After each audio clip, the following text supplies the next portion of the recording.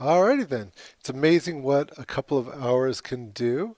This is much more workable now. So I've just let it sit out for a couple of hours.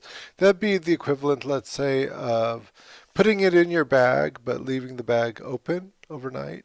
That might have the same effect because it's still wet, it's still pliable, and still attachable with stuff. But it'll be a lot easier to work with because when I push and pull on it, it will have a tendency more to stay in place. Okay, so let's see. How would I go about smoothing this off? First thing that I'm going to do is right in here, right in the bottom here, I'm going to work this up against my hand right here. Okay, alrighty. There we go. And just there and there. And little by little, I've started in the absolute center, but I'm working it, making sort of what do they call it, concentric rings, a little bit wider, a little bit wider, a little bit wider.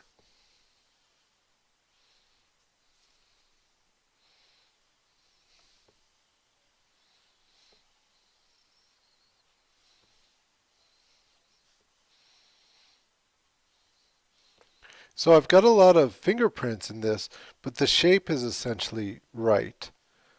So in order to just sort of make that shape a little bit more regular and to get rid of those fingerprints, I'm just rolling it and not putting a whole lot of pressure on it, just little by little, sort of pushing the clay from the fat spots, or excuse me, from the thick spots into the thinner spots. But careful, the reason why you don't want to put a lot of pressure on it is because you could easily push into those thin spots, making it worse instead of better.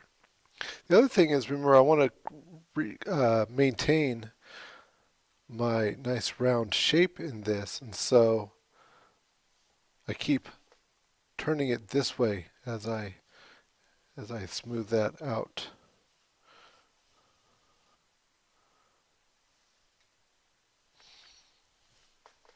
Okay, that's as far as I can get it on this part of the table.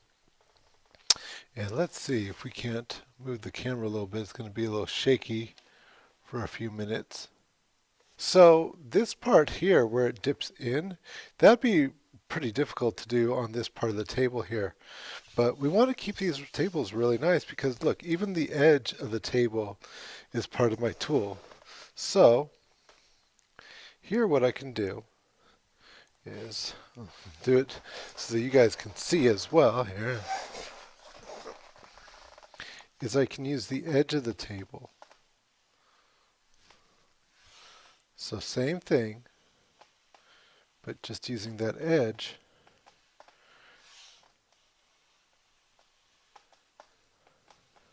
And that way it can go in here.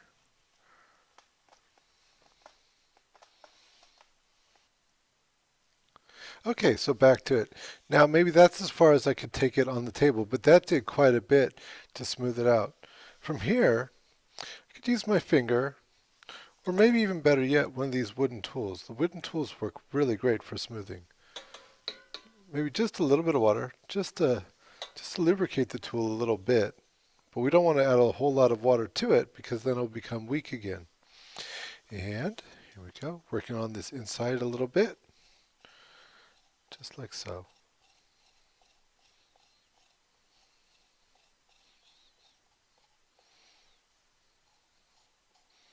The wooden tools have various shapes to them, so that will allow me to get into an area like this down in here and smooth it out.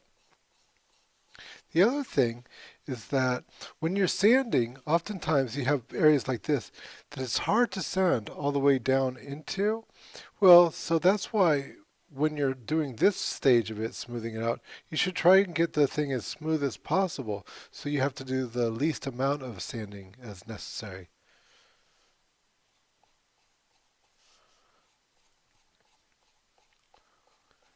See how easy it was to make those dips disappear?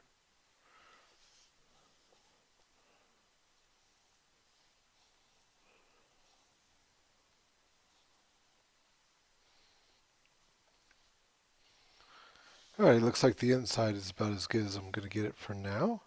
I'll concentrate on the outside, and some of it I couldn't get with the table, so I used my wooden tool for that.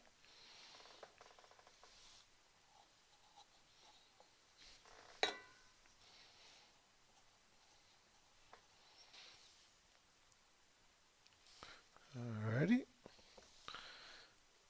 So getting that rim even, just going to turn it over and give it a little bit of a bump. Turning it, turning it, turning it, turning it, turning it, turning it, turning it.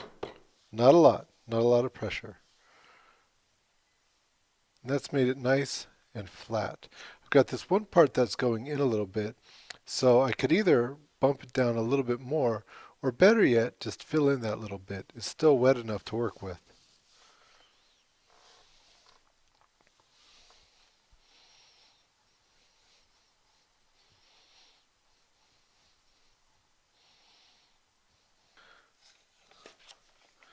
Okay, as we get closer, I'm going to continue to look at my shape and see if I'm getting right there with my plan. And it looks like I have it actually maybe a little bit more extreme in some ways than my plan is. So I'll continue to work with that and shape it out a little bit.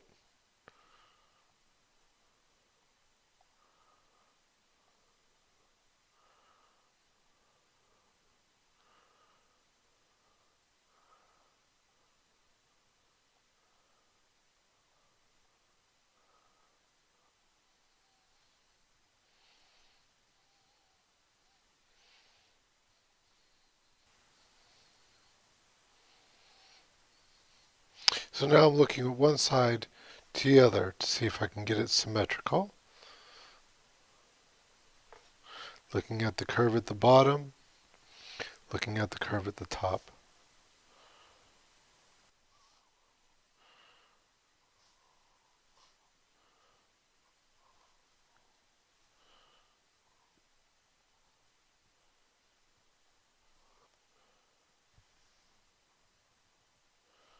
Okay, not too bad. The other thing that we can do is that every time that I go to mash down this rim, it sort of distorts the shape a little bit. So what I'll do to trim it is I'll just get my hand nice and steady, maybe even getting something to raise it up a bit. Okay, I've got something to raise it up a bit. That way I can hold my hand very, very firm. Very, very firm. And what I'll do is I'll take, remember that little dip that was right here? I'm just going to take it right there, and nice and firm, right at that place, and just ever so gently. See, my tip of that pencil is not moving, not one bit. And I'm slowly rotating. I'm not putting any pressure on this at all. And if I've done this right, when it's all done, when it comes around full circle, it should line up with the original drawing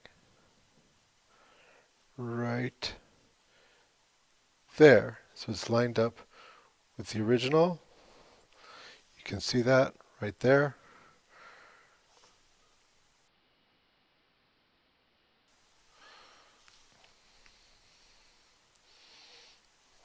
Okay, so little by little, I'm going to go in a little bit deeper this time.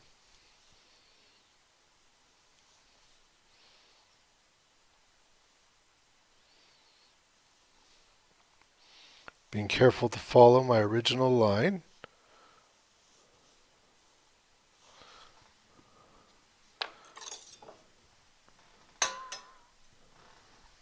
I'll switch to my butter knife.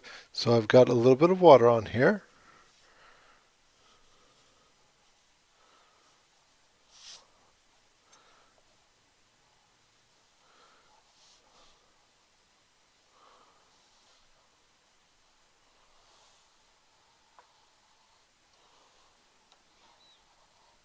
Okay, so that top might not look pretty right now, but it's even.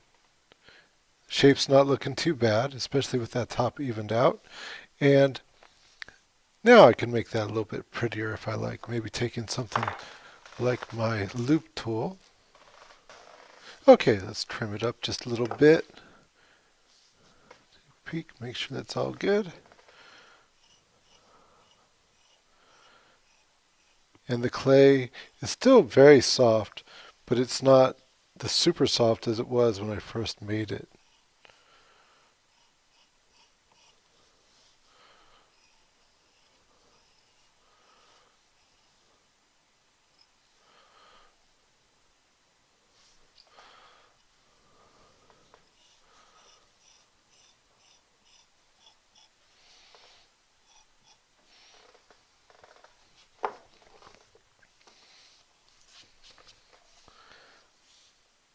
Okay, it was really important to get the shape as good as I could before attaching things. Because once I've attached my decoration to the outside, it'll be very hard to smooth, especially you can't just blanket sand anymore. The inside, not so much. That'll be okay. I can just sand in here because there's nothing impeding it. But here, yeah,